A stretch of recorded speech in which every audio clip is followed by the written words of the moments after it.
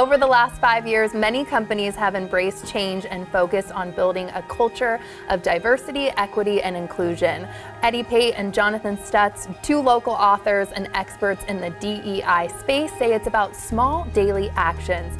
There is not a book out there today that tells inclusive leaders what are the things they should be doing on a daily basis as part of the rhythm of the business. In fact, there are a lot of wonderful books, but ours is different because now what we do is we provide those daily practices, those inclusive pebbles as we call them. It's about doing intentional, easy actions, daily or even just 2 or 3 times a week. And so we call it this idea of dropping pebbles. It causes a ripple. And that ripple causes someone else to drop a pebble, which causes a ripple, and so on.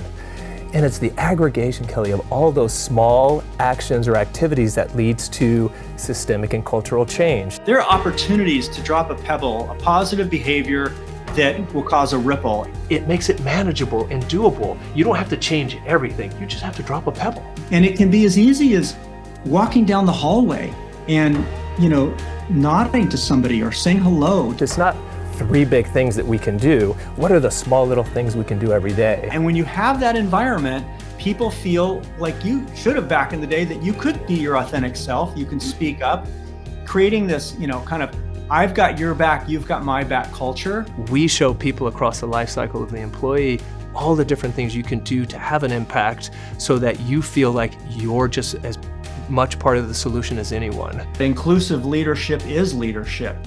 This idea of creating cultures where everybody feels they belong is central to creating high-performing, highly effective teams, where each person feels seen, heard, valued, and understood. Right. And that they can accomplish their goals while also achieving the goals of the organization.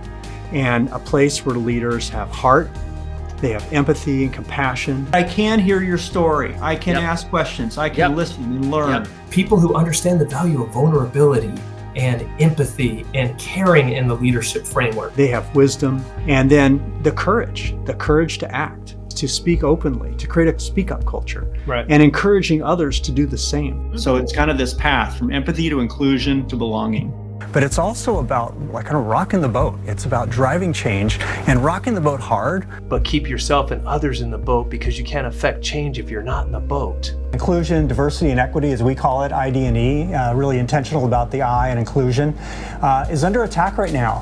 Folks who want to completely erase this because those false narratives. The narrative around inclusion, diversity, equity has been hijacked. People are misunderstanding what this work is all about. They think it's a game where, if one person wins, somebody else loses. And it's not a zero-sum game. People are hired because they are what is needed for that role. They close a gap you're trying to close. You think about artificial intelligence or climate change, we really need all hands on deck, and these are global issues. So having people with different perspectives and backgrounds, because we need everybody in the boat to make that, to really solve these challenges and move everybody rowing in the same direction. Diverse perspectives in life, lived experiences, and diverse people. When you get together, that's when creativity and magic happens, and then out of creativity and magic comes innovation. Very exciting moment. Here it is. Everyone, I don't even know what to say. Thank you, and I hope you enjoy it. So many people helped and went into making this happen. So thank you, everyone.